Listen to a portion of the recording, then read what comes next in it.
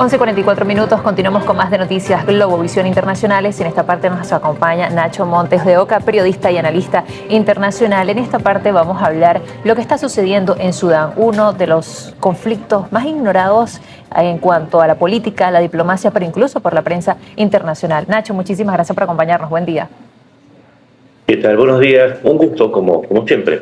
Gracias, Nacho. Bueno, primero entender por qué estamos viendo esta situación en Sudán, en que pues ha retomado los titulares internacionales nuevamente. ¿Qué ha sucedido durante estas últimas semanas? Pero ¿por qué Sudán está en una guerra civil? Para explicarlo y entrar en contexto un poco también con la audiencia.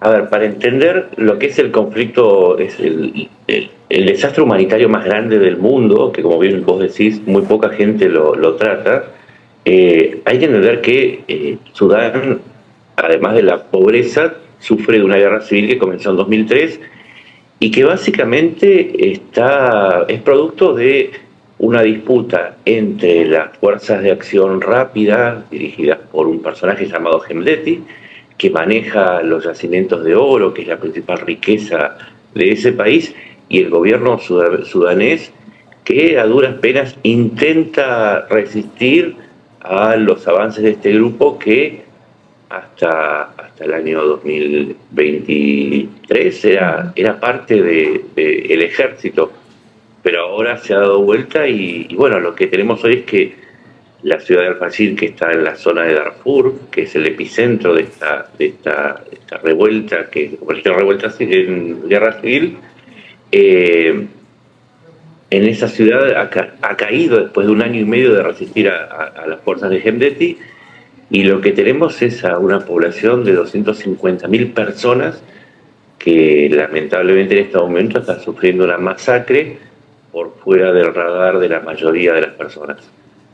Ahora, Nacho, quisiera rescatar algunos comentarios que haces a través de tus redes sociales. Hace tan solo minutos publicabas la magnitud realmente del desastre humanitario también que hay en Haití. Por ejemplo, escribes que existen 9.6 millones de sudaneses que son desplazados, un total de 14 millones de refugiados. De los 50 millones de habitantes de Sudán, 30 millones dependen de la ayuda humanitaria para sobrevivir. De ellos, 26.6 millones sufren riesgos alimentarios. Y cuando hablamos también de los centros educativos, incluyes una cifra de 90% que están cerrados, y 1 de cada 10 niños no puede superar los 5 años de edad de vida por falta de nutrientes o enfermedades asociadas a la guerra. Estas son cifras impresionantes. Es que muy poca gente lo sabe, pero son cifras que superan a casi cualquier conflicto que vivamos. Hasta el día de hoy han muerto 300.000 personas. 300.000 personas es una cantidad inmensa, no hay ningún conflicto que haya generado tantos muertos. 150.000 en la última parte del conflicto, esta parte que empezó en 2023. Es decir, esa catástrofe humanitaria se está acelerando en una zona que además, y hay cifras que no he publicado, cerca del 83% de la gente en Sudán es pobre o es extremadamente pobre. Estamos hablando de un país que tiene un ingreso per cápita que no supera los $1.000 anuales, que la mayor parte de la gente vive con menos de $2 o $3 diarios.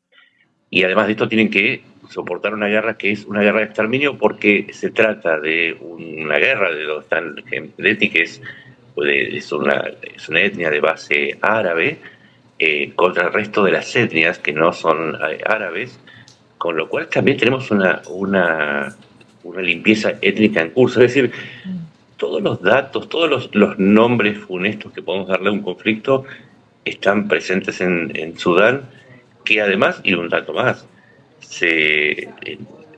antes era un país mucho más grande, se separó la zona del sur, que es la zona cristiana, o de mayoría cristiana, con la zona norte, que es de mayoría musulmana.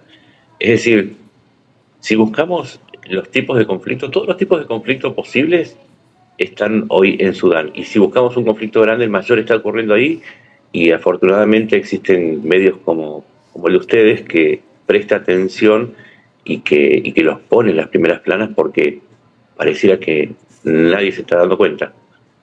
Gracias, Nacho. Sí, es realmente preocupante y también es muy difícil de entender. Es un conflicto muy denso que data de hace muchos años y quizás también todos los actores involucrados hacen que sea más denso entender este asunto, porque está el tema social, pero también si vamos a la parte política, religiosa, y ahí es donde le pregunto, todos los actores que están involucrados. Creo recordar que en 2023 hablamos de cómo, por ejemplo, el grupo Wagner estaba presente. ¿Cuáles son los intereses que hay entonces en Sudán? Exacto, bueno, Hemdeti, que es el rebelde que está cometiendo la masacre, es apoyado por Rusia, ¿sí? Y por Emiratos Árabes Unidos, que son los dos principales apoyos. A su vez, el gobierno central está apoyado por Arabia Saudita, o sea, para que la gente entienda, los países, los Emiratos petroleros no son una unidad, ni tampoco los países sunitas. Los emiratíes apoyan a los rebeldes y los árabes sauditas, Qatar y Kuwait apoyan a las fuerzas oficiales, que además son apoyadas por Turquía, que tienen algún apoyo de Ucrania, que además son apoyadas por Egipto, que les envía tropas, y desde el otro lado también hay apoyos que vienen desde los rebeldes libios, también de grupos que están asociados a la esfera pro-iraní, como Hezbollah. Pero todos concluyen que, para no hacerla muy complicada, hay una cantidad enorme de países. Todos los países fronterizos están metidos en este conflicto apoyando a unos a otros, a los rebeldes, los chadianos del Chad, también los rebeldes. Eritrea apoya al gobierno, pero lamentablemente son demasiados países que están metidos aquí y nadie hace nada. Y una observación. Quiero aclarar que Estados Unidos intentó una mediación de paz con Arabia Saudita y con Emiratos Árabes Unidos, fracasó porque no tuvo convocatoria, y que Rusia está apoyando a los rebeldes, pero al mismo tiempo al gobierno central, porque quiere tener una base militar en la costa del Mar Rojo, para hacerlo más complicado todavía y más difícil de resolver. Ahora, Nacho, en ese contexto, ¿hay vías para resolver el conflicto en Sudán? Sí, se necesitaría que los países que están fogoneando este conflicto por lo menos hagan un esfuerzo para frenar el flujo de armas que llega a los rebeldes de Hemdeti. Cuando hablo de los rebeldes de Hemdeti estoy hablando de 100.000 a 150.000 hombres, no estoy hablando de un pequeño grupo. Particularmente que dejen de comprar ese oro, porque los rebeldes se alimentan de 2.500 millones de dólares anuales de oro que exportan a través de Emiratos Árabes Unidos, y si se cesara ese apoyo sería mucho más fácil, porque claro, las guerras son caras, cuestan mucho dinero, y si los rebeldes dejaran de tener dinero ya no habría rebelión y sería mucho más fácil frenar esta guerra. Pero como siempre, las soluciones sencillas para estos problemas tan complejos son las más complicadas de encontrar y de aplicar. Muchísimas gracias por acompañarnos hoy, Nacho. Bueno, un tema que da, yo creo que para un programa entero o más. Sí, pero insisto y gracias por tratar el tema, porque eso habla bien del periodismo que están haciendo. Muchísimas gracias, Nacho. Nacho Montes de Oca, periodista y analista internacional desde Argentina. Son las 11:53. Ya regresamos con